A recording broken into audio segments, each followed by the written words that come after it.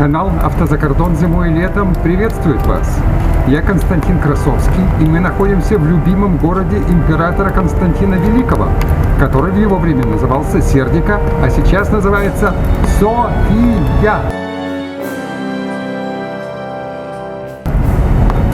И перед нами ротонда Святого Георгия, которая была построена еще в начале тысячелетия и использовалась во времена Римской империи, в то время как баптистерий, то есть место для крещения.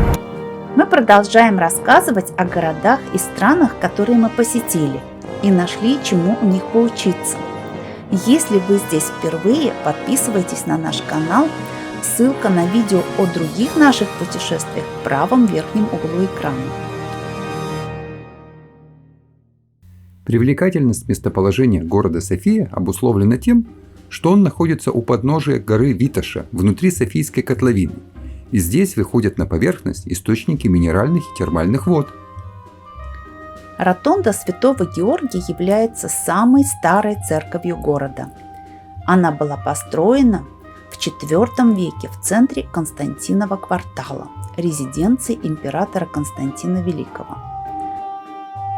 Церковь построена в форме ротонды из кирпича, имеет узкие высокие окна и 6 полукруглых пристроек. После завоевания Болгарии турками церковь была обращена в мечеть и оставалась ею до 1878 года. При реставрации церкви в 20 веке в ней были обнаружены 3 слоя фресок, закрашенных в период турецкого владычества, самые ранние из которых относятся к X веку. В настоящее время церковь является музеем, но несмотря на это, болгарская православная церковь проводит в ней регулярные богослужения. В 1382 году город был захвачен османами и вошел в состав Османской империи и получил название София по церкви Святой Софии. Здесь находилась резиденция Белербея Румелии, правившего европейской территорией Османской империи, и город стал важнейшим после Константинополя османским городом в Европе. Обычно храмы называются по наименованию города, например, Киево-Печерская лавра, Кёльнский собор, но этот город, который когда-то назывался Сердика, Сердец, был назван Софией в честь храма Святой Софии, и мы находимся сейчас возле него. Название София этот город получил после того, как его завоевали турки. И при этом эту христианскую церковь Святой Софии они переделали в мечеть. Ну а для мечети что нужно? 2 вещи. Замазать фрески и поставить минарет. Но минарет поставили так плохо, что он падал во время землетрясения. А когда в 19 веке минарет дважды упал, то решили вообще забросить эту церковь, не восстанавливать, превратили ее в склад. И лишь в 1927 году, через 40 лет после того, как Болгария освободилась от турецкого ига, признали, что это национальный памятник, и стали его восстанавливать. Церковь Святой Софии находится на месте, где во II веке нашей эры располагался Римский театр.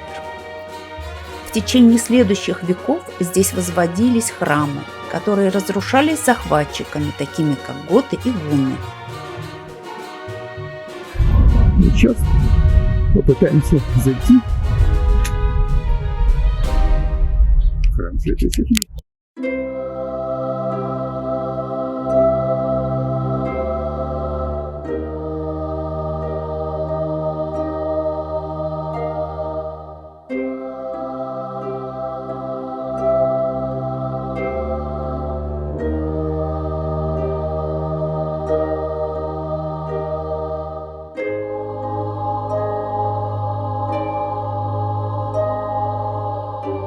Нынешнее здание – это базилика в виде креста. О том, что это базилика, говорит наличие 3 нефов, то есть длинных проходов, разделенных колоннами. Например, находясь в центральном нефе, видим колонны. Справа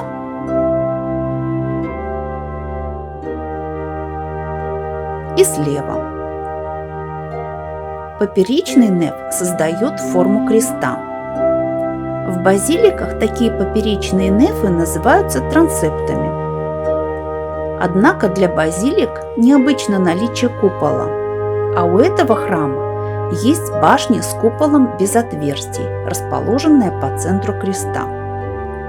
Таким образом, у этого строения есть черты, которые характерны как для романских базилик, так и для византийской архитектуры.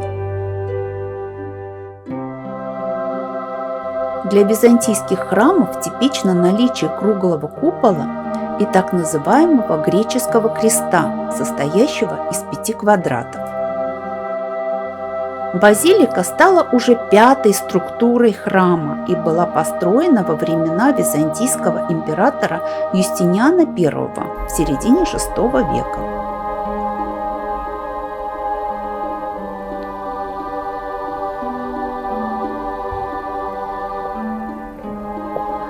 Внизу сохранились мозаичные полы.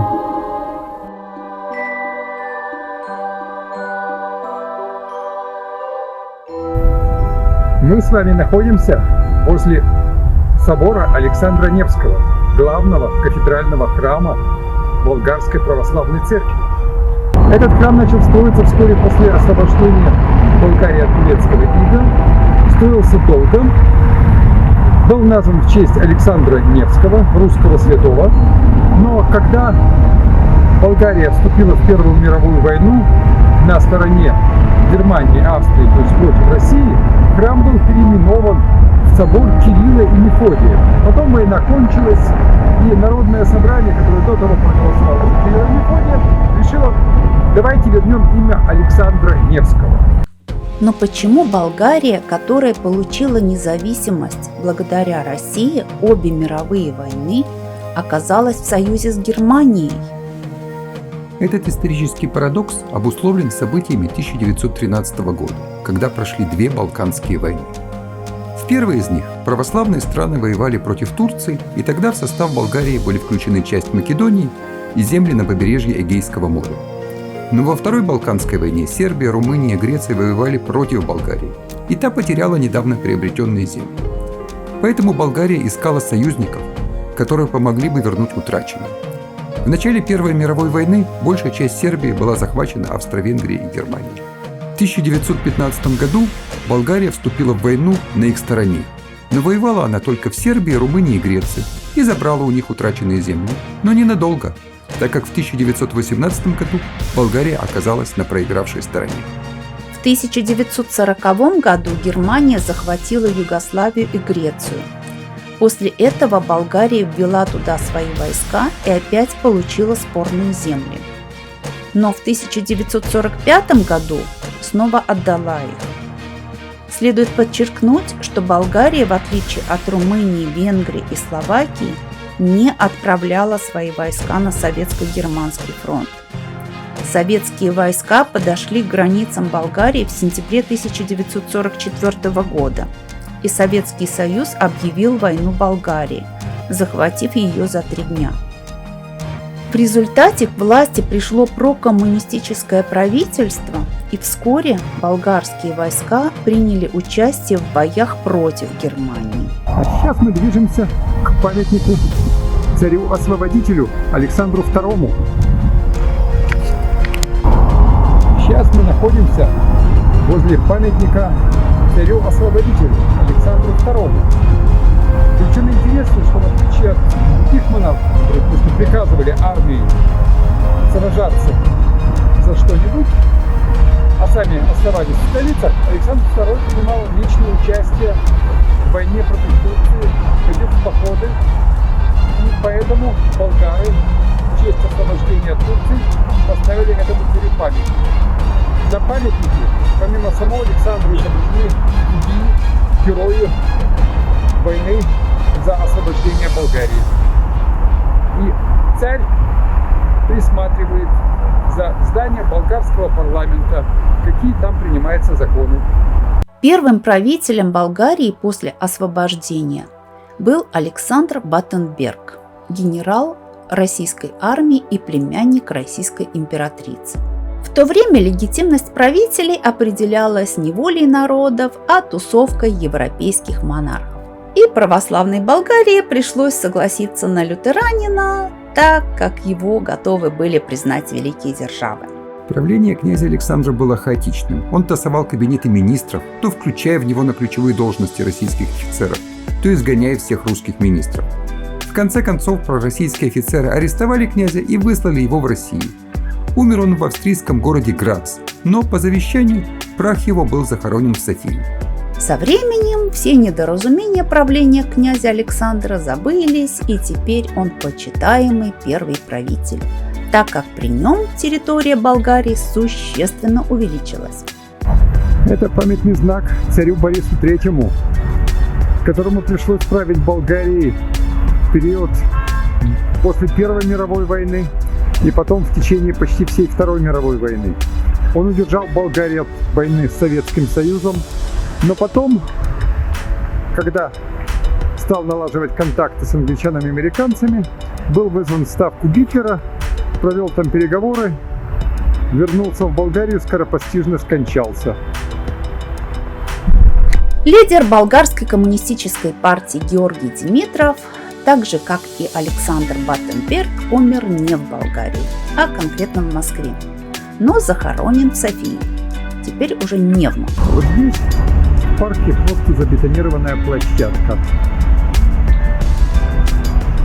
Здесь размещался мавзолей Георгия Димитрова, сделанный по типу мавзолея Ленина в Москве, но в отличие от московского мавзолея, его успешно взорвали, хотя и с 5-й попытки.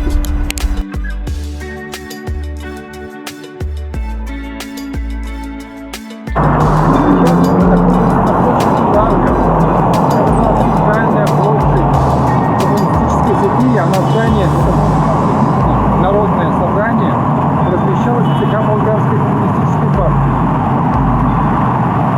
Площадь была построена на месте домов, которые были разрушены во время бомбардировки 1944 года. Но почему Софию бомбили? В декабре 1941 года Болгария объявила войну Англии и США, и поэтому ее стали бомбить. 30 марта 1944 года 450 английских и американских бомбардировщиков атаковали исторический центр Софии, разрушив более 3000 зданий. Погибло 139 человек, но массовых жертв удалось избежать благодаря эвакуации населения. В городе не было военных или промышленных объектов. Бомбежка исторического центра имела целью наказать страну. Впервые тотальная бомбежка исторического города, где не было военных целей, была осуществлена в 1940 году, когда Люфтваффе уничтожила исторический центр Роттердама, чтобы заставить Нидерланды капитулировать. После этого для бомбежек не осталось неприкосновенных целей. Например, была разрушена историческая часть Любека. После демократических перемен 1989 года символы коммунизма на Ларго были удалены. Например, красная звезда на шпиле бывшего партийного дома была заменена с помощью вертолета на флаг Болгарии. Справа Совет министров, слева президентский дворец.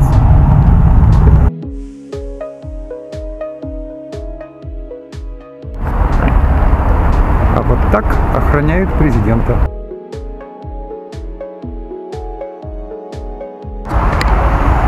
На этом постаменте, по некоторым сведениям, раньше стоял Владимир Ильич Ленин.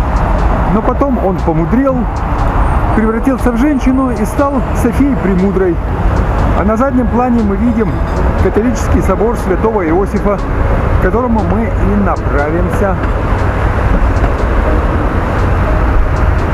И с этого начнется наше следующее видео о Софии, в котором мы посетим храмы разных конфессий, пересечем реку по мостам, которые охраняют орлы и львы, и увидим иные интересные места в Софии.